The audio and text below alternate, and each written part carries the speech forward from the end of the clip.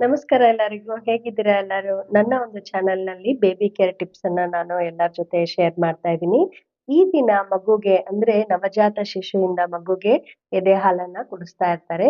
ಯಾವಾಗ ಹಾಲನ್ನ ಕುಡಿಸ್ಬೇಕು? ಇವಾಗ್ಲೇ ಒಂದು 10 ನಿಮಿಷದ ಮುಂಚೆ ಕುಡಿಸಿದ್ದೆ ಮಗುಗೆ ಆದ್ರೂ ಸಹ ಅಳ್ತಾ ಇದೆ. ನಾನ್ ಮತ್ತೆ ಹಾಲು ಕುಡಿಸ್ಬೇಕಾ? ಈ ತರದ ಗೊಂದಲದ ಪ್ರಶ್ನೆಗಳು ಎಲ್ಲರಿಗೂನು ಸಹ ತಾಯಂದ್ರಿಗೆ ಇರುತ್ತೆ. ಇದು ಒಬ್ಬೊಬ್ರು ಮಗುವಿಗಿಂದ ಅಂದ್ರೆ ಒಂದು ಮಗುವಿಗೆ ಒಂಥರ ಇದ್ರೆ ಹಾಲ್ ಕುಡ್ದು ಒಂದು ಗಂಟೆ ಆದ್ರೂ ಮಗು ಅಳೋದಿಲ್ಲ ಮತ್ತೆ ಹಶ್ವಾಗಿ. ಇನ್ನೂ ಒಂದು ಮಗು ಬೇಗ ಅದಕ್ಕೆ ಹಶ್ವಾಗ್ತಾ ಇರುತ್ತೆ, ಹಾಲನ್ನ ಮತ್ತೆ ಕುಡಿಸ್ಬೇಕಾಗತ್ತೆ. ಈ ರೀತಿಯಾಗಿ ವ್ಯತ್ಯಾಸವನ್ನ ಒಂದು ಮಗುವಿಂದ ಇನ್ನೊಂದು ಮಗುವಿನಲ್ಲಿ ನಾವು ನೋಡ್ತಾ ಇರ್ತೀವಿ.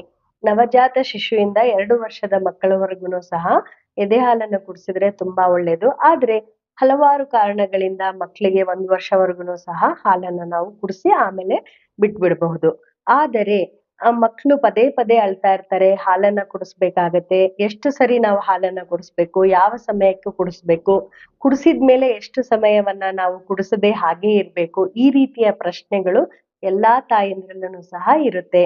ಆಮೇಲೆ ಇದಕ್ಕೆ ಸರಿಯಾದ ಒಂದು ಉತ್ತರ ಅಂತ ಹೇಳಿ ಯಾವುದೂ ಇಲ್ಲ. ಯಾಕೆ ಅಂತ ಹೇಳಿದ್ರೆ ಒಂದೊಂದು ಮಗು ಒಂದೊಂದು ರೀತಿಯಾಗಿರುತ್ತೆ. ಆಮೇಲೆ ಇದರ ಒಂದು ಕುರಿತು ನಾವು ಆಲೋಚನೆ ಮಾಡೋದಾದ್ರೆ ತಾಯಿಯ ಹಾಲುನು ಸಹ ಎಷ್ಟು ಪೌಷ್ಟಿಕಾಂಶಗಳ ಯುಕ್ತ ಒಂದು ಆಹಾರವನ್ನ ಅವ್ರು ತೆಗೆದುಕೊಳ್ತಾ ಇದ್ದಾರೆ ತಾಯಿ ಅನ್ನೋದನ್ನು ಸಹ ನಾವು ಗಮನದಲ್ಲಿಟ್ಕೊಂಡಿರ್ಬೇಕು. ಅಂದ್ರೆ ತಾಯಿಯ ಆಹಾರದಲ್ಲಿ ಸರಿಯಾದ ಒಂದು ಪೋಷಕಾಂಶಗಳು ಅಂದ್ರೆ ತರಕಾರಿಗಳಿರ್ಬೇಕು, ಆಮೇಲೆ ಕಾರ್ಬೋಹೈಡ್ರೇಟ್ಸ್‌ಗಳನ್ನು ಸಹ ಚೆನ್ನಾಗಿ ಇದ್ದಾಗ, ಪ್ರೋಟೀನ್ಸ್ ಸಹ ಚೆನ್ನಾಗಿ ಊಟ ಮಾಡಿದಾಗ ಅವರ ಒಂದು ಹಾಲಿನಲ್ಲಿ ಪೌಷ್ಟಿಕತೆ ಜಾಸ್ತಿ ಇರುತ್ತೆ. ಆ ಒಂದು ಹಾಲನ್ನ ಮಗು ಕುಡಿದಾಗ ಸಮಯ ಜಾಸ್ತಿವರೆಗೂನು ಅದಕ್ಕೆ ಹಸಿವು ಆಗೋದಿಲ್ಲ. ಹಸಿವು ಆಗ್ಲಿಲ್ಲ ಅವಾಗ ಅಳೋದಿಲ್ಲ ಮಕ್ಳು. ಇಲ್ಲ ಅಂದಾಗ ಏನಾಗತ್ತೆ ತಾಯಿ ಸರಿಯಾಗಿ ಒಂದು ಆಹಾರವನ್ನ ಸ್ವೀಕಾರ ಮಾಡ್ತಾ ಇಲ್ಲ, ಪದೇ ಅಂದ್ರೆ ಸ್ವಲ್ಪ ಹಾಲನ್ನ ಕುಡಿದು ಮಗು ಅಳ್ತಾ ಇದೆ ಅಂದಾಗ ಮಗುವಿಗೆ ಸರಿಯಾದ ಒಂದು ಹಾಲು ಸಿಗ್ತಾ ಇಲ್ಲಾನೆ ಅಂತ ಅನ್ಕೊಳ್ಬೇಕು. ಹಾಲನ್ನ ಕುಡ್ಸಾದ್ಮೇಲೆ ಕೆಲವು ಮಕ್ಳು ಅಂದ್ರೆ 2 ಗಂಟೆವರೆಗೂನು ಸಹ ಅಳೋದಿಲ್ಲ. ಕೆಲವು ಮಕ್ಳು 1 1/2 ಗಂಟೆವರೆಗೂ ಅಳೋದಿಲ್ಲ. ಕೆಲವು ಮಕ್ಳು ಒಂದು 15, 20 ನಿಮಿಷಕ್ಕೇನೆ ಸಹ ಅಳ್ತಾ ಇರ್ತವೆ ಹಸಿವಿನಿಂದ. ಸೊ ಇದಕ್ಕೆ ಕಾರಣ ಕೆಲವೊಂದ್ ಸರಿ ಎದೆ ಹಾಲಿನ ಒಂದು ಪೌಷ್ಟಿಕತೆನೂ ಸಹ ಇದರ ಮೇಲೆ ನಾವು ಗಮನ ಹರಿಸ್ಬೇಕಾಗತ್ತೆ. ಯಾಕೆ ಅಂದ್ರೆ ಮಕ್ಕಳಿಗೆ ಸರಿಯಾದ ಒಂದು ಪೋಷಕಾಂಶಯುಕ್ತ ಹಾಲು ಸಿಗ್ತಾ ಇಲ್ಲ ಎದೆ ಹಾಲು ಅಂದಾಗ ಅವರಿಗೆ ಬೇಗ ಹಸಿವಾಗುವ ಒಂದು ಸಾಧ್ಯತೆನೂ ಸಹ ಜಾಸ್ತಿ ಇರುತ್ತೆ. ಸೊ ಮಗು ಅತ್ತಾಗ ನವಜಾತ ಶಿಶುವಿನಿಂದ ಹಿಡಿದು ನೀವು ಯಾವಾಗ್ವರೆಗೂ ಹಾಲು ಕೊಡ್ತಿರೋ 6 ತಿಂಗಳವರೆಗೆ ಇರ್ಬೋದು, 1 ವರ್ಷದವರೆಗೂ ನಾವು ಸರಿಯಾದ ಒಂದು ಪೋಷಕಾಂಶಯುಕ್ತ ಆಹಾರವನ್ನ ತೆಗೆದುಕೊಳ್ಬೇಕು. ಪೋಷಕಾಂಶಯುಕ್ತ ಆಹಾರ ತೆಗೆದುಕೊಂಡ್ರುನು ಸಹ ಮಕ್ಳು ಅಳ್ತಾ ಇದ್ದಾರೆ ಅವಾಗ ಹಾಲ್ ಕುಡ್ಸಿ ಸ್ವಲ್ಪ ಹೊತ್ತಿಗೇನು ಸಹ ಅಳ್ತಾ ಇದಾರೆ ಅಂದ್ರುನು ಸಹ ನಾವು ಅವರು ಅತ್ತಾಗ ಅಂದ್ರೆ ಹಸಿವಾದಾಗ ಹಾಲನ್ನ ಉಣಿಸ್ಬೇಕಾಗತ್ತೆ. ಮಕ್ಕಳಲ್ಲಿ ಹಸಿವಿನ ಪ್ರಮಾಣ ಮತ್ತು ಅವರ ಬೆಳವಣಿಗೆಯಲ್ಲಿ ತುಂಬಾ ವ್ಯತ್ಯಾಸ ಇರುತ್ತದೆ. ಸೊ ಅದಕ್ಕೋಸ್ಕರ ಮಕ್ಳು ಎಷ್ಟೇ ಹೊತ್ತಾಗ್ಲಿ ಅಂದ್ರೆ ಒಂದು 20 ನಿಮಿಷಕ್ಕೂನು ಸಹ ಅಳ್ತಾ ಇದ್ದಾರೆ, ಇಲ್ಲ ಒಂದ್ 2 ಗಂಟೆ ಆದ್ಮೇಲೂನು ಸಹ ಅಳ್ತಾ ಇದ್ದಾರೆ. ಅವರು ಅಳುವುದನ್ನ ನೋಡ್ಬಿಟ್ಟು ಅಂದ್ರೆ ಹಸಿವಾಗಿದೆ ಅಂತ ನಮಗ್ ಗೊತ್ತಾಗುತ್ತೆ.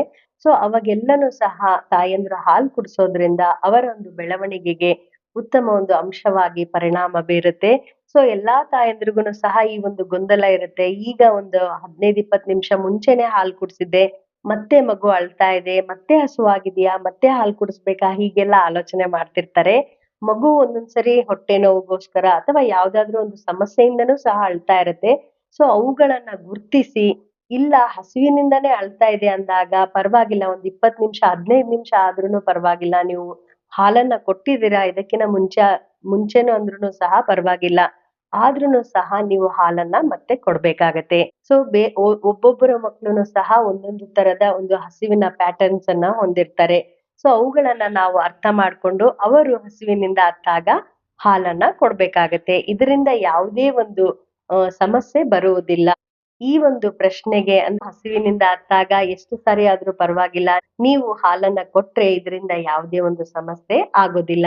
ಸೊ ಈ ಒಂದು ಎಫೆಕ್ಟಿವ್ ಬೇಬಿ ಕೇರ್ ಟಿಪ್ ನಿಮಗೋಸ್ಕರ ಈ ಒಂದು ಅಂಶ ಹೇಗಿತ್ತು ಅಂದ್ರೆ ಈ ವಿಷಯ ಹೇಗಿತ್ತು ಅಂತ ನೀವು ನನ್ಗೆ ಕಮೆಂಟ್ ಮೂಲಕ ತಿಳಿಸಿ.